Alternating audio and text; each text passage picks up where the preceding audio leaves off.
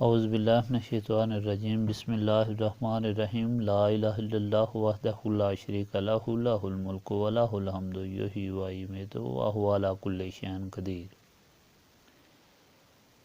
اللہم صلی علی سیدنا محمد وعلی آلہ وصحبہ صلاۃ تکون لنا امانا من کل خوف۔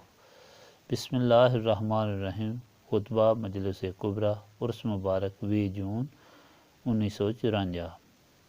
عرس شریف کی مجلس کبریٰ منعقد 20 جون 1954 کے موقع پر جناب قاضی خورشید حسن صاحب لاہور نے ذیل کے سوالات اعلیٰ حضرت الحاج پیر نذیر احمد رحمۃ اللہ علیہ کی خدمت میں پیش کیے، جن کے جوابات عطا فرمائے گئے۔ سوالات: بعض لوگ خیال کرتے ہیں کہ اگر کسی بزرگ یا ولی اللہ سے بیعت کی ہوئی ہو اور وہ بزرگ ظاہری حیات سے پردہ پوش ہو جائے تو مرید اپنی بقیہ تربیت کے لیے کسی دوسری جگہ بیعت کر سکتا ہے۔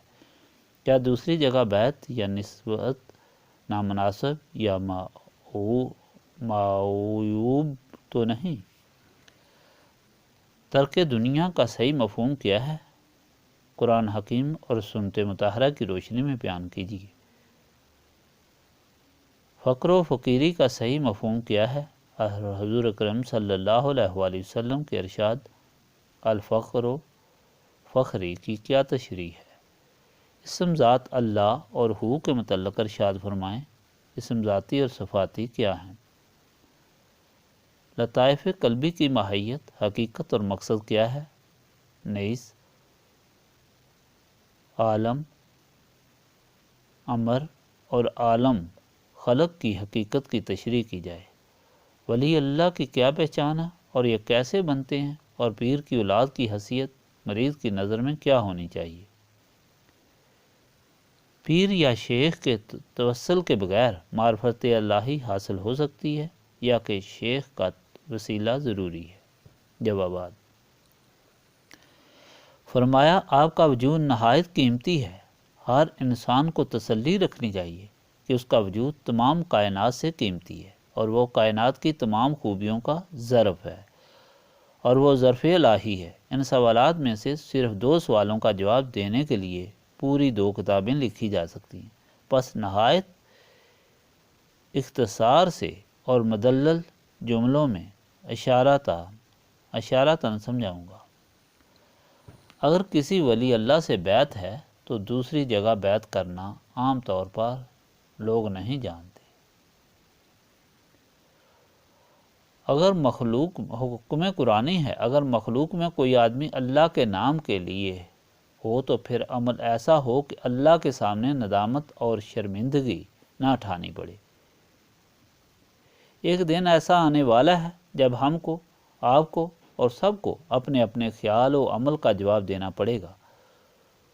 اسی وقت کا خیال رکھ کر یہاں موجودہ زندگانی میں عمل اور فعل کرنا چاہیے۔ انسان کا وجود کیوں قیمتی ہے، کیوں بہتر ہے؟ ایک بہت بڑی دولت جو ساری کائنات عالم بالا اور عالم ملکوت سے فوق ایک دریائے نور ہمارے سامنے آیا ہے، وہ حقیقت محمدی صلی اللہ علیہ وآلہ وسلم ہے۔ اگر اس حقیقت کا ایک جزو کسی نبی یا ولی میں آیا تو وہ جزو تھا لیکن پورا نہیں۔ فرمایا، اس کی مثال بجلی کے پاور ہاؤس کی مانند ہے۔ بجلی پاور ہاؤس سے نکل کر آتی ہے۔ اگر ایک جگہ لاکھوں بلب پڑے ہوں مگر جب تک ان کا تعلق پاور ہاؤس سے نہیں ہوتا بلب روشن نہیں ہوتے اور بے فائدہ ہیں۔ بلب کو بے وجود سمجھو جب تک اس کا تعلق حقیقت محمدی صلی اللہ علیہ وآلہ وسلم کے نور سے نہ لگ جائے۔ کوئی فائدہ نہیں سوائے اس حقیقت محمدی صلی اللہ علیہ وآلہ وسلم کے۔ نہ کوئی حقیقت ہے، نہ اسلام، نہ دین۔ ٹوٹے ہوئے شیشے کے ٹکڑوں سے بھی سورج کی شعاعیں منعکس ہوتی ہیں۔ تھوڑی بات کو سمجھنا چاہیے۔ ہر انسان کی حیثیت بلب کی طرح ہے، اس میں روشنی کی اہلیت اور مادہ موجود ہے۔ صرف تھوڑی کوشش اور سمجھ سے خیال کو ٹھیک کرنا ہے۔ جس میں نسبت رسولی صلی اللہ علیہ وآلہ وسلم کی روشنی اور مادہ نہ ہو بے فائدہ اور فضول ہے۔ ان آثار کی کیا نشانی ہے؟ دریائے نسب رسولی صلی اللہ علیہ وآلہ وسلم میں ابو بکر، عمر، عثمان اور علی سب اسی دریا کی تیرتی مچھلیاں ہیں۔ حضرت عمر رضی اللہ تعالیٰ عنہ کے صاحبزادے ایک دن حضرت امام حسن اور حضرت امام حسین علیہ السلام کے ساتھ کھیل رہے تھے۔ آپس میں کچھ ناراضگی ہوئی۔ حضرت امام حسین علیہ السلام نے صاحبزادے سے کہا کہ تم ہمارا مقابلہ نہیں کر سکتے، تم تو میرے نانا صلی اللہ علیہ وآلہ وسلم کے غلام کے بیٹے ہو۔ اس نے اصرار کیا کہ میرا باپ تو بادشاہ معظم ہے۔ جب گھر گئے تو اپنے والد بزرگوار سے شکایت کی۔ حضرت عمر رضی اللہ تعالیٰ عنہ نے بیٹے سے کہا اگر واقعی یہ بات ہے تو حضرت امام حسین علیہ السلام سے لکھوا کر لے آؤ، تب یقین کروں گا۔ صاحبزادے دوڑتے ہوئے گئے اور لکھوا کر لے آئے کہ عمر میرے نانا حضرت محمد صلی اللہ علیہ وآلہ وسلم کے غلام ہیں۔ صاحبزادہ صاحب خوش تھے کہ اب ان کا کام بن گیا ہے۔ اگلے روز حضرت عمر رضی اللہ تعالیٰ عنہ نے جب لوگوں کو مسجد نبی میں جمع کیا اور بعد نماز ظہر فرمایا کہ لوگو، رسول مقبول صلی اللہ علیہ وآلہ وسلم کی غلامی میں سب کچھ قربان کر کے میں سوچا کرتا تھا کہ یہ غلامی قبول بھی ہوئی یا نہیں، لیکن آج مجھے تحریری سند مل گئی ہے جو حضور صلی اللہ علیہ وآلہ وسلم کے نواسہ کی تحریر شدہ ہے، اور یہ میری زندگی کا سب سے بڑا اثاثہ ہے۔ آپ سب گواہ رہیں، جب میرا جنازہ قبر میں رکھا جائے تو یہ پرچہ بھی ساتھ رکھا جائے۔ الغرض ایسا ہی ہوا۔ یہ تھی نسب رسولی صلی اللہ علیہ وآلہ وسلم۔ اب غور طلب بات ہے کہ واقعہ کربلا میں کیا چیز ہے؟ قرآن موجود تھا، علماء موجود تھے، قاری موجود تھے، شریعت کے احکام موجود تھے، لیکن حضرت امام حسین علیہ السلام کے سر اقدس پر تلوار چلی۔ کیا وہ لوگ مسلمان نہ تھے؟ انہوں نے قرآن کریم نیزوں پر بلند کیے ہوئے تھے اور ان کی طرف سے آوازہ اٹھا کے جلدی کرو ہماری نماز عصر قضا ہو رہی ہے۔ یہ کیسی نماز تھی اور کون سا اسلام تھا؟ آخر فرق کرنے والی کیا چیز تھی؟ صرف یہی کہ ان میں نسب رسولی صلی اللہ علیہ وآلہ وسلم نہ رہی تھی، ورنہ رسول خدا صلی اللہ علیہ وآلہ وسلم کے نواسے حضرت امام حسین علیہ السلام کے مرتبہ میں تو کوئی فرق نہیں آیا تھا۔ ہمیں چاہیے کہ یہ بلغ جسمی، یہ وجود نسب رسولی صلی اللہ علیہ وآلہ وسلم سے منور ہو جائے، کیونکہ بوتل کا نام نہیں لیا جاتا، اس میں پڑی ہوئی دوا یا شربت یا چیز وغیرہ کا نام لیا جاتا ہے۔ نسب رسولی صلی اللہ علیہ وآلہ وسلم اگر آ جائے اور قائم رہے تو اس کی مثال ایک ایسے مکمل درخت کی ہو جاتی ہے جس کی جڑ، تنا اور تمام شاخیں وغیرہ سب اسی نسبت میں ہوتی ہیں، اور یہ طریقت کی فلسفی ہے۔ لوگ دور دراز سے اپنے تفکرات لے کر یہاں آتے ہیں، اگر نہ بھی آئیں تو مالک الملک کے ہی دربار میں پیش کرتے ہیں۔ سب کی حاجات کو بارگاہ رب العزت میں ہی پیش کرنا ہے۔ سب دردوں کی دعا اللہ ہے۔ جب تم لوگ ادھر آؤ تو صرف اللہ کے نام کی عزت اور اسی کے نام کی خاطر آؤ۔ اپنی حاجات بھی لاؤ، لیکن ارادہ خیال صرف اللہ سے تعلق پیدا کرنے کا ہی ہونا چاہیے۔ حضرت عمر رضی اللہ تعالیٰ عنہ کے لڑکے غسل فرما رہے تھے، اتنے میں حضرت عمر رضی اللہ تعالیٰ عنہ تشریف لے آئے۔ پوچھنے پر صاحبزادے نے کہا کہ غسل بالضرورت ہے۔ آپ نے فرمایا کہ غسل کے ساتھ جمعہ کی نیت بھی کر لیتے تو دونوں کا ثواب حاصل کر لیتے، کیونکہ نیت سے اعمال کی حیثیت بدل جاتی ہے۔ مثلاً ایک شخص بھوکا ہے اور ریچھ کی طرح کھانے کو بیٹھ جاتا ہے، برخلاف اس کے دوسرا شخص اسی حالت میں وضو کر کے اس نیت سے روٹی کھاتا ہے کہ میں حضور پاک صلی اللہ علیہ وآلہ وسلم کی سنت پوری کروں، تو حقیقت بدل جاتی ہے۔ فرمایا حضور پاک صلی اللہ علیہ وآلہ وسلم کے پاس ایک آدمی آیا اور کہا کہ میں بہت گنہگار ہوں۔ آپ صلی اللہ علیہ وآلہ وسلم نے فرمایا کہ تمہارے ہاں کوئی بچہ ہے؟ اس نے عرض کیا ہاں ایک ننھی بیٹی ہے۔ فرمان ہوا کہ اس کے لیے مٹھاتے جائیں، اس سے تمہاری بیٹی خوش ہو جائے گی اور مالک الملک تیرے سارے گناہ معاف کر دے گا، کیونکہ وہ غفور الرحیم ہے۔ مالک الملک کے دربار میں محض اللہ کی رضا حاصل کرنے کے لیے تم آئے ہو، اس لیے اسی کام سے تمہارے گناہ معاف ہو جائیں گے۔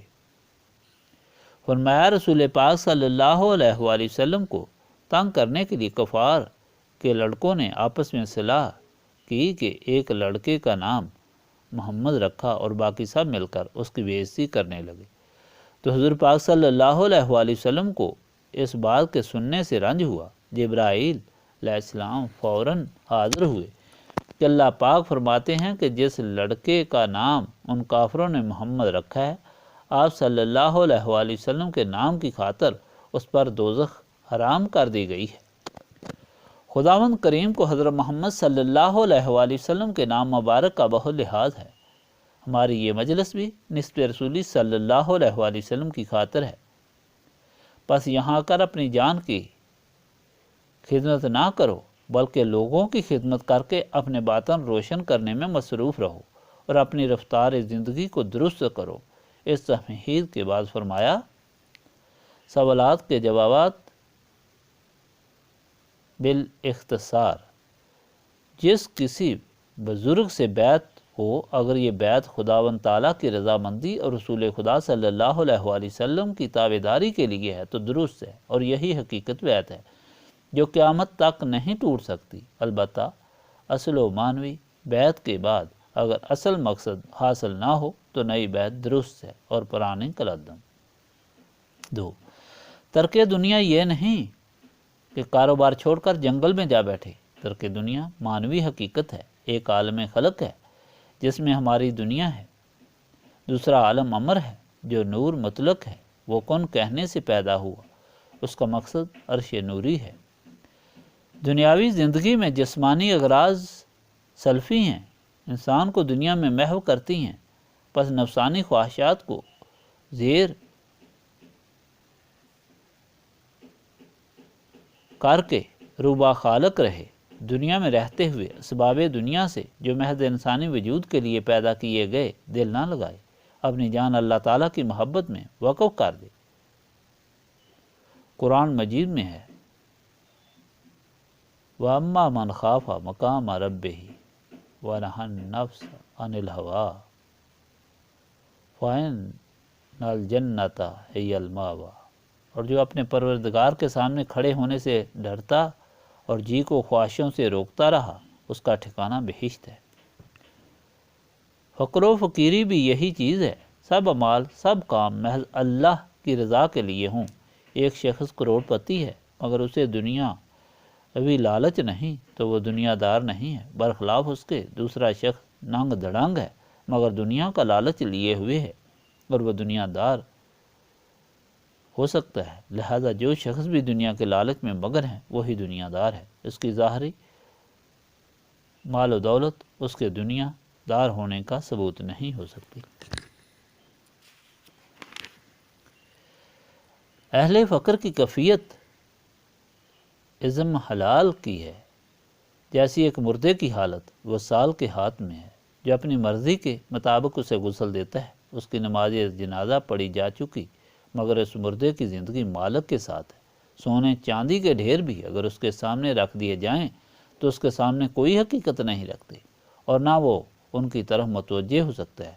کیفیت عزم حلال میں وہ حقیقت میں اپنے اللہ کے ساتھ ملا ہوا ہے۔ اس کی مثال وَمَا يَنطِقُ عَنِ الْهَوَىٰ ہو جاتی ہے، وہ اپنی خواہش نفس سے کوئی بات نہیں کرتا۔ 4. اللہ سب سے بڑا اسم ہے، وحدہ لا شریک ذات کی طرف صفت ہے۔ صفات لحاظ سے اسم ذات ہے، ہو اس ذات پر دلالت کرتا ہے اور یہ اسم ذات اور اسم اعظم ہے۔ اللہ تعالیٰ نے انسان کو پیدا کیا، وہ پوشیدہ ہے، ظاہر نہیں کہ ان آنکھوں سے دیکھا جا سکے۔ باطن کی نظر اور معنی رکھتی ہے۔ اس نے انسانوں میں نبی بھیجے جو ان میں سب سے بہترین گروہ ہے، خیر البریہ۔ حضرت ابراہیم علیہ السلام کو بھیجا، وہ چاہتا ہے کہ سب ابراہیم کی طرح دوستی پیدا کریں۔ درود ابراہیمی نماز کا جزو ہے۔ رسول پاک صلی اللہ علیہ وآلہ وسلم کی حقیقت علوی ہے، ابراہیم علیہ السلام کی حقیقت زمین کی ہے۔ ابراہیم کی سنت یعنی حج فرض ہے۔ ظاہری کے علاوہ باطنی معاملات کو ان کے مطابق کیا جاتا ہے جو ان ہستیوں کے ساتھ متعلق ہیں۔ خدا کے قرب کے حصول کے لیے صرف ایک ہی دروازہ ہے جو رسول خدا صلی اللہ علیہ وآلہ وسلم کا ہے۔ 6 بزرگوں کی اولاد اور بزرگی مالک الملک کا فضل و کرم شامل ہونا ضروری ہے۔ سلوک طریقت کسبی چیز ہے، حسبی و نسبی نہیں۔ آدم کے 2 بیٹے حابیل اور قابیل تھے۔ شیطان نے باوجود تھوڑا تجربہ رکھنے کے انہیں آپس میں لڑا دیا اور ایک دوسرے سے قتل کرایا۔ البتہ کسی بزرگ کی اولاد سے اناج یا بوجھ رکھنا بربادی کا باعث ہے۔ 7 اوپر کافی بیان ہو چکا ہے۔ حضرت موسیٰ کو بھی اللہ تعالیٰ نے خصوصی تعلیم کے لیے ایک شخص سے ملنے کے لیے بھیجا۔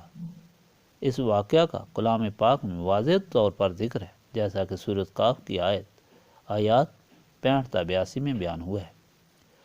آخر میں غوث المعظم اعلیٰ حضرت الحاج پیر نذیر احمد رحمۃ اللہ علیہ نے جامع دعا فرمائی اور تمام حاضرین کو کھانا کھا کر جانے کی اجازت فرمائی۔ ربنا تقبل منا انک انت السمیع العلیم وتب علینا انک انت التواب الرحیم۔ سبحانک ربک رب العزۃ عما یصفون وسلام علی المرسلین والحمد للہ رب العالمین۔